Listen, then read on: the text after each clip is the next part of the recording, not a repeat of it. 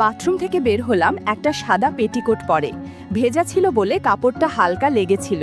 খোলা চুল ভিজে, সিথি দিয়ে জল গড়িয়ে পড়ছিল। ঘরে ঢুকতেই দেখি প্রদীপ দাঁড়িয়ে, চোখ আমার দিকেই আটকে। ও বলল, যদি হাতাকাটা লাল ব্লাউজটা পরে আসতেন তাহলে রাতটা অন্যরকম যেত। আমি শ্রীলেখা, বয়স 40। এই বাড়িতে বিয়ের পর প্রায় 12 বছর কেটে গেছে। আমার স্বামী অসীম ব্যাংকে চাকরি করে, বয়সে 7 বছরের বড়। খুবই শান্ত স্বভাব, নিজের নিয়মে চলে। আর আমি ঘরের ভেতরেই নিজেকে সাজিয়ে রাখায় গৃহিণী। আমাকে দেখে অনেকে বলে, চাচি আপনি যেন সিনেমার মতো। শুনে হেসে বলি, আরে সিনেমা তো আমি ভালো করে দেখতেই পারি না, কিন্তু মনে মনে একটু খুশি হই। আসলে এখনও নিজেকে সময় দিই, একটু শাড়ি আটশাট পরি, লাল ব্লাউজে গায়ের রংটা যেন একটু বেশি ঝলমল করে ওঠে। আয়নায় নিজেকে দেখলে মনে হয়, কে বলবে আমি 38। আমার গড়নটা একটু মসৃণ, কোমরের কাছে ভর আছে, ওপরের দিকটা বেশ টান টান। সিথিতে একটু রঙিন সিঁদুর, ঠোঁটে হালকা লিপস্টিক। এইভাবেই দিনটা শুরু করি, ঘর মোছা, ঠান্ডা পানিতে মুখ ধোয়া আর চায়ের গন্ধে। আমাদের সংসার মোটামুটি, ঝগড়া হয় না, হাসিও তেমন নেই। অসীম খেয়াল রাখে ঠিকই, কিন্তু তার মাঝে সেই আগুনটা নেই। সব কিছু ঠিকঠাক, কিন্তু মনটা মাঝে মাঝে ফাঁকা ফাঁকা লাগে। আমাদের একটাই ছেলে প্রদীপ, এখন বোর্ডিংয়ে পড়ে, 3 মাসে একবার বাড়ি আসে। ও এলে বাড়িটা যেন আবার বেঁচে ওঠে, কিন্তু বেশি দিন থাকে না। এদিকে অসীমেই পায়ের সমস্যাটা হঠাৎ করে বেড়ে গেল। ডাক্তার বলেছে অপারেশন করতে হবে, তাইও ঠিক করলো চেন্নাই যাবে। কয়েকদিনের জন্য বাড়িতে আমি একা পড়ে যাব, নিঃশব্দে। একটু ভয় লাগছিল, আমি একা থাকাটা ঠিক পারি না। অসীম তাই ফোন করলো ওর ভাইয়ের ছেলেকে প্রদীপকে, বলল, কদিন মামার বাড়ি থেকে যা, চাচি একা থাকবে। ছেলেটা এখন ভার্সিটিতে পড়ে, ভদ্র শান্ত আর পড়ালেখায়ও ভালো। আমি ওকে অনেক বছর আগে দেখেছিলাম, তখন ক্লাস 9-এ ছিল। এখন নিশ্চয়ই অনেক বদলেছে। অসীম যাওয়ার একদিন আগেই বলল, প্রদীপ কালকে দুপুরে চলে আসবে। শুনে ভাবলাম, দেখা যাক ছেলেটা এখন কেমন হয়েছে। ছেলেরা বড় হলে অনেক সময় চোখে মুখে একটু আলাদা ছায়া আসে। তাও ভাবছিলাম, অন্তত দরজায় কলবেল বাজলে আর ভয় লাগবে না। সেদিন রাতে ঘুমাতে যাওয়ার আগে আয়নায় দাঁড়িয়ে চুল আঁচড়াচ্ছিলাম। গলায় একটু হালকা সুগন্ধি ছিটিয়ে নিলাম। আয়নায় চোখ পড়তেই মুচকি হেসে ফেললাম। এখনো আয়নাটা যেন আমায় দেখে চমকে ওঠে। পরদিন সকালে অসীম রওনা দিল চেন্নাই। আমি দরজায় দাঁড়িয়ে ব্যাগ এগিয়ে দিলাম। ও বলল, নিজের খেয়াল রেখো।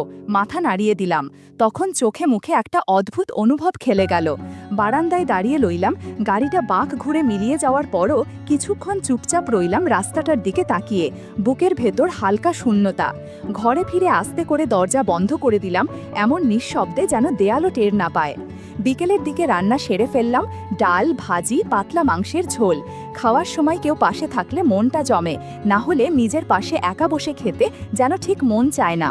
দুপুর 2টো নাগাদ ডোরবেলটা বাজলো, বুকটা একটু ধক করে উঠল। আঁচলে হাত মুছতে মুছতে দরজার দিকে এগোলাম।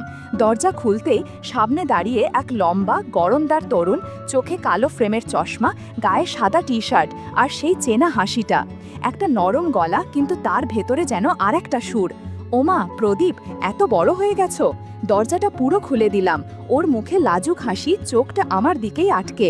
ও ঘরে ঢুকে বসলো। আমি ওর সামনে এক গ্লাস জল এগিয়ে দিলাম। চাচি, আপনাকে তো আগেও দেখেছি, কিন্তু এবার দেখে মনে হচ্ছে অনেকটাই বদলে গেছেন। আমি হেসে বললাম, বয়স বাড়লে একটু গুছিয়ে নিতে হয় নিজেকে। কথাটা সহজ, কিন্তু ভেতরে একটা ভিন্ন ভাব ছিল। ও টের পেল কি? প্রদীপ ঘরের এদিক ওদিক তাকাচ্ছিল। মাঝে মাঝে ওর চোখটা একটু বেশি সময় আমার দিকেই ছিল। আমি সেটা বুঝেও কিছু না জানার ভান করলাম। চলাফেরা ছিল একদম স্বাভাবিক, কিন্তু ওর দৃষ্টি যেন সব কিছু একটু বেশি মনোযোগে খেয়াল করছিল। আমি রান্নাঘরে গেলাম ওর জন্য থালা গুছিয়ে দিতে। তখন পাশে এসে দাঁড়িয়ে বলল, চাচি, আমি নিজেই নিতে পারি। আমি বললাম, না না, তুমি তো অতিথি, আর তুমি যেহেতু আমাদের ঘরের লোক, তাই খেয়ালটাও একটু বেশি রাখা আমার দায়িত্ব। বলার সময় খেয়াল করলাম নিজের গলার স্বর একটু কোমল হয়ে গেছে। ও খেতে বসেছে, আমি দূরে বসে পাখা করছিলাম। চোখের কোণায় দেখি খেতে খেতে ও মাঝে মাঝে তাকাচ্ছে। একবার আমার শাড়ির আঁচলটা একটু সরে গিয়েছিল, ব্লাউজের পাশটা সামান্য দেখা যাচ্ছিল। আমি সঙ্গে সঙ্গে আঁচলটা টেনে নিলাম। তখনও দেখি প্রদীপ একটু থমকে আমার দিকেই তাকিয়ে। আমি চোখ নামিয়ে বললাম, খাওয়ায় মন দাও, চেয়ে চেয়ে কিছু পাওয়া যাবে না। ও হেসে বলল, আপনার হাসিটা কিন্তু একদম আলাদা চাচি। দুপুরের আলো একটু কমে গেলে ঘরে এক ধরনের শান্ত অলস ভাব নেমে এলো। আমি জানালার পাশে গিয়ে দাঁড়ালাম। হঠাৎ পেছনে টের পেলাম প্রদীপ এসে চুপচাপ দাঁড়িয়ে, কিছু বলছে না, কিন্তু ওর নিঃশ্বাস যেন খুব কাছ থেকে ছুঁয়ে গেল। ভেতরটা হালকা কাঁপছিল। নিজেকে একটু সামলে বললাম, তোমার ঘর তৈরি আছে, চাইলে গিয়ে একটু ঘুমিয়ে নাও। ও চলে গেল ঘরে। আর তখনই বুঝলাম এই সম্পর্কটা শুধু আত্মীয়তার গণ্ডিতে আটকে থাকবে না, কিছু একটা শুরু হয়ে গেছে, একদম নিঃশব্দে কিন্তু স্পষ্টভাবে। পরদিন সকাল 8টায় ঘুম ভাঙল। জানালার ফাঁক গলে রোদের চিকন একটা রেখা গলা ছুঁয়ে যাচ্ছিল। আমি উঠে বসলাম, চোখে মুখে এখনো ঘুমের ঘোর। গায়ে ছিল নরম সাদা নাইটি, হালকা সিল্কের। বিছানার চাদরটা একটু এদিক ওদিক। গতকালকের মুহূর্তগুলো হঠাৎ মনে পড়তেই ঠোঁটে হালকা একটা হাসি খেলে গেল। ঘড়ির কাঁটার দিকে তাকিয়ে একটু বিরক্ত লাগলো, এখনো বুয়া আসেনি। আমি বাথরুমে গিয়ে মুখ ধুয়ে এলাম, চুলটা খোলা রেখেই বেরোলাম। ডাইনিং টেবিলে দেখি একটা ছোট্ট নোট, ঘুম ভাঙলে বলবেন আমি বারান্দায়, প্রদীপ বলল। আমি 1 কাপ চা বানিয়ে বারান্দার দিকে ডাক দিলাম, প্রদীপ একটু ভিতরে এসো তো। ও এলো, চোখে ঘুম আর মুখে একরাশ বিস্ময়। আমি হেসে বললাম, আজ বুয়া আসবে না মনে হয়, তোমার চাচি তো আর 10টা হাত নিয়ে জন্মায়নি, একটু সাহায্য করবে তো? ও হেসে বলল, আদেশ করুন চাচি, যা বলবেন তাই করব। ও ঘরের ভেতরের ছোটখাটো জিনিসপত্র গোছাতে শুরু করলো, আর আমি জানালার পর্দার পাশে দাঁড়িয়ে বাইরে তুলসী গাছের দিকে তাকিয়েছিলাম। জানালার ফাঁক দিয়ে হাওয়া আসছিল, আর আমার নাইটির এক পাশ হালকা উঠছিল, কোমরের দিকটা একটু দেখা যাচ্ছিল। আমি বুঝতে পারছিলাম প্রদীপ মাঝে মাঝে চোখ তুলে তাকাচ্ছে, আবার তাড়াতাড়ি চোখ নামিয়ে নিচ্ছে। ও হঠাৎ খাটের নিচে কিছু একটা দেখতে পেয়ে ঝুঁকে পড়ল। একটু পরে কণ্ঠে কৌতূহলী সুরে বলল, চাচি এটা বুঝি আপনার?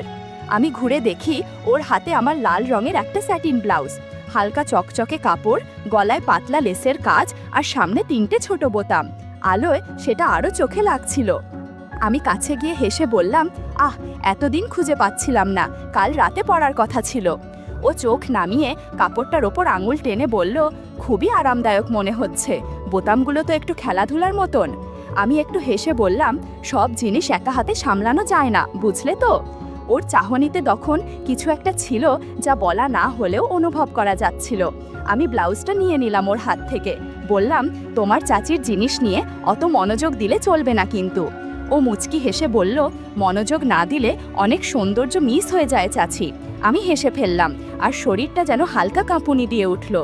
এরপর প্রদীপ ব্যালকনিতে ঝাঁটা দিচ্ছিল। আমি পাশের ঘর থেকে 1 কাপ চা হাতে এসে দেখলাম ও নিচু হয়ে কিছু তুলছে। কি পেলি? আমি জিজ্ঞাসা করলাম। ও একটু থেমে বলল, মনে হচ্ছে কোথাও থেকে উড়ে এসে পড়েছে, তবে এটা খুবই হালকা জিনিস। ওর হাতে ছিল আমার একটা পুরনো কাপড়, যার ওপর লেসের কাজ ছিল। দেখে বুঝেই নেওয়া যাচ্ছিল সেটা আমারই। আমি সেটা নিয়ে আলমারিতে রেখে দিলাম, আর রান্নাঘরের দিকে চলে গেলাম। বেলা তখন 2:30 পার হয়ে গেছে। ফ্রিজ খুলে দেখি ডিম নেই, সবজিও প্রায় ফুরিয়ে গেছে। হঠাৎ মনে হলো কিছু হালকা খেতে ইচ্ছে করছে, চটজলদি কিছু হলে ভালো হয়, নুডলসও চলবে। রান্নাঘর থেকে মাথা বের করে বললাম, প্রদীপ, ভাতের হাঁড়িটা চুলায় বসিয়ে দিয়েছি, মাঝে আঝে দেখে দিও, আমি নিচে দোকানে যাচ্ছি, মিনিট 10 লাগবে। ও বলল, চাচি রোদে বেরোবেন? হালকা শাড়ি পরেছি, সমস্যা হবে না, আর তুমি তো আছো ঘরে। লাল পাতলা শিফনের শাড়িটা কোমরে গুছিয়ে নিলাম, আর ব্লাউজটা ছিল স্লিভলেস। দরজা দিয়ে বেরোতেই বুঝলাম প্রদীপ একবার চোখ তুলে তাকিয়েছে। দোকানে গিয়ে দেখি দোকানদার আগের মতোই হাফ হাতা গেঞ্জি আর গামছা কাঁধে। আমাকে দেখে ওর মুখে চেনা হাসি, কিন্তু চোখে যেন অন্যরকম মনোযোগ। বৌদি, এই রোদে কি চান? আমি হেসে বললাম, এই রোদেই তো পুরনো হাড় গলে যায়, আমি তো একেবারে নতুন। আমি একটা লুডুসের প্যাকেট চাইলাম। হালকা হাসির আদান প্রদান চলছিল। তোমার দোকানে তেল মশলার চেয়ে গরম যেন বেশি লাগে, বললাম। সে কানে গামছা ঠেকিয়ে বলল, সবসময় না, তবে কেউ কেউ এলে দোকানটাও গরম হয়ে যায়। আমি একটু হেসে বললাম, তোমার কথার মধ্যে আগুন লুকিয়ে থাকে দেখি। সে নিচু গলায় বলল, আজ রাতে কলা বাগানের পাশে একটু জায়গা ফাঁকা রেখেছি, চাইলে বসে চা খাওয়া যাবে। আমি প্যাকেটটা হাতে নিয়ে মুচকি হেসে বললাম, সন্ধ্যার হাওয়া ভালো থাকলে ভেবে দেখা যাবে। দোকান থেকে বেরিয়ে পেছনে তাকালাম না, তবে জানতাম সে তাকিয়ে আছে, হাঁটার ছন্দ বরাবর, চুপচাপ। ঘরে ফিরে দেখি প্রদীপ চুলার পাশে বসে। সব ঠিক ছিল? জিজ্ঞাসা করলাম। সে মাথা নাড়ল, কিন্তু চোখে যেন অন্য কিছু খুঁজছিল। আমি রান্নাঘরে গিয়ে গ্যাস জ্বালালাম। নুডলস রান্না হয়ে গেলে চুলা বন্ধ করলাম। পছন্দের সেই ঘ্রাণ ছড়িয়ে গেল ঘর জুড়ে। তবে খিদেটা আজ পেটের থেকে যেন মনে বেশি ছিল। ঘরের ভেতর প্রদীপ ফোনে ব্যস্ত, কিন্তু চোখ মাঝে মাঝে আমার দিকেই ঘুরছিল। রান্না করে ঘামার কারণে শাড়িটা গায়ে লেগেছিল, আর ব্লাউজটা যেন একটু বেশি টান ছিল পিঠের দিকে। গলার কাছটাও ভিজেছিল।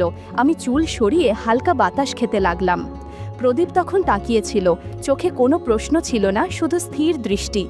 তুমি বসো, আমি একটু স্নান করে নিই, মাথার ভেতরটা গরম হয়ে গেছে। ও মাথা নাড়ল। বাথরুমে ঢুকে শাওয়ার ছেড়ে দিলাম। ঠান্ডা পানির ধারায় শরীর ভিজে যেতে লাগলো, কিন্তু মনে হচ্ছিল শুধু ঘামের ক্লান্তি নয়, দিনভর জমে থাকা চাপা অনুভূতিরা যেন ধুয়ে যাচ্ছে ধীরে ধীরে। বাথরুম থেকে বেরিয়ে এলাম সাদা ঘরের পোশাকে। ভেজা চুল খোলা, সিথি দিয়ে পানি পড়ছে নিচে। ঘরে ঢুকতেই দেখি প্রদীপ দাঁড়িয়ে, চোখে একরকম নীরব প্রশ্ন। কিছু একটা বদলে যাচ্ছে বুঝতে পারছিলাম। কথা না বললেও চোখের ভাষা অনেক কিছু বলছে। আমি হালকা গলায় বললাম, এই গরমে মানুষকে চিনে ফেলা যায় কে কি দেখে আর কি লুকায়। ও কিছু বলল না, শুধু মাথা নিচু করল, যেন কিছু ভুল করেছে। কিন্তু আমি বুঝলাম এটা দেখার চেয়ে অনেক গভীর কিছু। ঘরের আয়নার পাশে দাঁড়িয়ে চুল মুছছিলাম। আয়নায় ওর ছায়া দেখা যাচ্ছিল। নিজের দৃষ্টিতে নিজেকেই যেন নতুন করে দেখলাম। শ্রীলেখা যেন আর আগের মতো নেই। রাতের খাবার শেষে প্রদীপ বলল, চাচি, আজ একটু আগে ঘুমোতে পারি? আমি মাথা নাড়লাম। যাও, কাল সকালে আবার কাজ আছে। তার চোখে ছিল একরকম বোঝা, যা দিনের মধ্যে জমেছিল কিন্তু বলা হয়নি। সেই রাতে আমি চুপ করে থাকলাম না। আয়নার সামনে দাঁড়িয়ে শাড়ি পরলাম। মাটিরঙা পাতলা একটা শাড়ি, হালকা সাজ। নিঃশব্দে দরজার ছিটকিনি খুলে নিচে নামলাম। বাড়ির পেছনে পুরনো কলা বাগানটা প্রায় নির্জন। সেদিকে হেঁটে গেলাম। সেখানে দোকানদার দাঁড়িয়েছিল, চেনা মুখ, কিন্তু চোখে অন্যরকম আত্মবিশ্বাস। আমি কাছে গেলাম। সে বলল, আপনার আসার খবর জানলে দুপুরের রোদও সহজ হয়ে যেত। আমি বললাম, রাতের হাওয়া তো এখন বেশ ঠান্ডা, তবুও আপনি এলে সব গরম হয়ে যায়। আমরা পাশাপাশি বসলাম, চুপচাপ। পাতার আওয়াজ, হালকা বাতাস আর দূরের কোনো কুকুরের ডাক সব মিলিয়ে ঘোরের মতো একটা আবহ তৈরি হলো। মনে হচ্ছিল আজকের রাতটা আলাদা। ঠিক তখনই দূরে একটা ছায়া নড়ল। বুঝলাম সেটা প্রদীপ। হয়তো দরজার শব্দে ঘুম ভেঙেছে। ও দাঁড়িয়ে রইল গাছের আড়ালে। আমি দেখেও না দেখার ভান করলাম। দোকানদার আমার দিকে হেলে বলল, ভাবিনি আপনি এভাবে আসবেন। আপনি তো শুধু দেখার জন্য নন। আমি হালকা হেসে প্রদীপের দিকে একবার তাকালাম। ও দেখছিল, চুপচাপ। আমি বুঝলাম এই রাতটা আমার নিজের মতো। ঘণ্টাখানেক পর ফিরে এলাম। পা টিপে টিপে ঘরে ঢুকে শাড়িটা নামিয়ে চেয়ারে রাখলাম। তারপর সোজা বিছানায় গা এলিয়ে দিলাম। চোখ বন্ধ করেও ভাবছিলাম প্রদীপ সব দেখেছে। এখন ওকে কিভাবে সামলাবো? যদি মুখ খুলে ফেলে? তবে আমি জানতাম ওর ভেতর কিছু একটা জন্ম নিয়েছে, আর আমি চাই ধীরে ধীরে সেটা যেন আমার অভ্যাস হয়ে যায়। ওর চোখে আমি যেন এক বিকেলের না ফুরনো আলোর মতো থেকে যাই।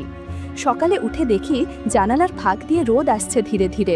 হালকা ঠান্ডা বাতাস, কিন্তু ঘরের ভেতর একরকম অন্যরকম গরম লাগছিল, যা শুধু তাপমাত্রা দিয়ে বোঝা যায় না, বোঝা যায় চোখের ভাষায়, নিঃশব্দ স্পর্শে। আমি রান্নাঘরে গিয়েই চায়ের জল বসালাম। সঙ্গে দুটো টোস্ট গরম করতে দিতে দিতে পেছনে ঘুরে দেখি প্রদীপ টেবিলে বসে আছে। একগাল থেমে থাকা মুখ, কিন্তু চোখে সেই হালকা ঝাঁঝ এখনো টিকে আছে। ঘুম হয়েছে তো? আমি জিজ্ঞাসা করলাম। মাথা নিচু করে চায়ের কাপড় সামনে রাখলাম। ও একবার মুখ তুলে তাকাল, তারপর ধীরে বলল, আপনি তো মনে হয় ঘুমোননি। আমি হেসে বললাম, সবাই তো একরকম ঘুমায় না প্রদীপ। কারো ঘুম শরীর থেকে আসে, কারো মন থেকে। আর মন যদি চঞ্চল থাকে, ঘুম আসে না। ও চায়ের কাপে চুমুক দিয়ে আমার দিকে তাকাল। গতকাল আপনাকে বাইরে যেতে দেখেছিলাম। তার কণ্ঠ মৃদু কিন্তু স্পষ্ট। আমি এক মুহূর্ত চুপ করে তার চোখে তাকালাম। তারপর বললাম, দেখেছো বলেই বলছো, নাকি অন্য কিছু মনে করেছো? প্রদীপ থমকে গিয়ে বলল, ভেবেছি, মিথ্যে বলবো না। আমি হালকা হাসলাম।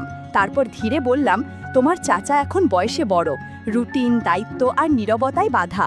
কিন্তু আমি এখনও আলোর দিকে তাকাতে ভালোবাসি। গন্ধ, ছোঁয়া, দৃষ্টি তো বয়স দেখে না, তাই না? প্রদীপ চোখ নামিয়ে ফিসফিস করল, সবার বুঝতে পারা হয় না চাচি। আমি বুঝি, আমি বললাম। আমি চায়ের কাপটা এগিয়ে দিলাম। বোঝার আর জানার মধ্যে পার্থক্য আছে প্রদীপ। কেউ বোঝে, কেউ জানে, আবার কেউ অনুভব করে। ও একটু কাছে এসে বলল, আপনি চাইলে আমি আপনার মন বোঝার চেষ্টা করব, শুধু চোখ দিয়ে নয়, সময় নিয়ে, ধীরে ধীরে। আমার বুক তখন একটু ধকধক করছিল, কিন্তু ঠোঁটে এক হালকা হাসি। আমি বললাম, যে রাস্তা তুমি নিতে চাও সেটা সহজ নয়, তবে সাহস থাকলে আমি পথ দেখাবো। সেই সকালে আমরা নাস্তা করছিলাম। টোস্ট আর চায়ের বাইরেও চোখে, নিঃশ্বাসে, শরীরের নরম হাওয়ায় একটা ভাব আদান প্রদান হচ্ছিল। আজ বুঝেছি প্রদীপ শুধু দেখেই না, অনুভব করতেও জানে। এক সপ্তাহ যেন হাওয়ার মতো কেটে গেছে। প্রদীপ যখন ঘরে থাকে তখন একটা টান টান ভাব চোখে পড়ে। হাত ছোঁয়ার সময় শিরায় শিরায় একটা আলাদা অনুভূতি বয়ে যায়। একদিন সকালে কল বেল বাজল। দরজা খুলতেই দেখি অসীম দাঁড়িয়ে, হাতের কাছে হ্যান্ড লাগেজ, ক্লান্ত মুখে হালকা হাসি। সব কিছু ভালোই হয়েছে, ও বলল। আমি মাথা নেড়ে জানালাম, তাই তো দেখছি। ওর মুখ দেখে বুঝতে পারছি এখন অনেক বেশি শান্ত ও ফুরফুরে অনুভব করছে। অসীম ফিরে এলেও ঘরের বাতাস আগের মতো লাগছিল না। আমি সাজানো বিছানায় বালিশ ঠিক করছিলাম, চোখে যেন মাঝে মাঝে প্রদীপের মুখ ভেসে উঠত। বিকেলে প্রদীপ আর অসীমের কথা হলো, বাড়ির খোঁজখবর নিল। সন্ধ্যা নামতেই অসীম একটু উৎসাহ নিয়ে বলল, আজ রাতটা একটু অন্যরকম হোক, অনেক দিন তো দূরে ছিলাম। আমি চুপচাপ মাথা নেড়ে বললাম না কিছু। সেই রাতে ওর স্পর্শ পেলাম ঠিকই, কিন্তু আমার মনে কিছু স্পর্শ পেল না। অসীম পাশে থাকলেও মন ছিল অন্য কোথাও। রাত প্রায় 12টা বাজে গেছে। অসীম ঘুমিয়ে গেছে। আমি ধীরে উঠে দরজা খুলে বাইরে এলাম। ঘরের নিস্তব্ধতা ফেলে সোজা ড্রয়িং রুমের পাশের গেস্ট রুমে প্রদীপের ঘরে গেলাম। ও দরজা খুলেই আমার দিকে তাকাল। চোখে কোনো প্রশ্ন ছিল না, শুধু এক ধরনের বোঝাপড়া, যেন অনেক আগেই জানতো আমি আসব। দরজার পাশে দাঁড়িয়ে বললাম, এই পোশাকেই ঠিক আছে? প্রদীপ হালকা হাসি নিয়ে বলল, যদি আপনি লাল ব্লাউজটা পরতেন বা সেই দিন ব্যালকনিতে পাওয়া সেটাটা, তাহলে হয়তো রাতটা অনেক দিনের জন্য মনে থাকবে। আমি চোখ নামিয়ে বললাম, তুমি যা বলো আমি তাই করব আজ। পরে ধীরে ধীরে ফিরে গিয়ে ব্লাউজটা পরে এলাম। চোখে হালকা কাজল, ঠোঁটে একটু লিপস্টিক আর হালকা সুগন্ধি লাগালাম। তারপর আবার প্রদীপের ঘরে ঢুকলাম। সেই রাতটা ছিল একেবারে আলাদা। কোনো বেশি কথা ছিল না, শুধু এক গভীর বোঝাপড়া। বুঝলাম আমার প্রতিটি অনুভূতি, ইচ্ছা কেউ সত্যিই বুঝতে শুরু করেছে। ভোরে উঠে দেখি প্রদীপ ব্যাগ গোছাচ্ছে। বলল, চাচা ফিরেছেন, এখন আমাকে যেতে হবে। আমি বললাম, সব কিছু ঠিক থাকবে তো? ও ফিরে তাকিয়ে বলল, আপনিই তো শিখিয়েছেন কিভাবে অভ্যাস তৈরি করতে হয়। আমি আস্তে বললাম, যেটা স্বামী বুঝতে পারেনি সেটা তোমার কাছেই পেয়েছি।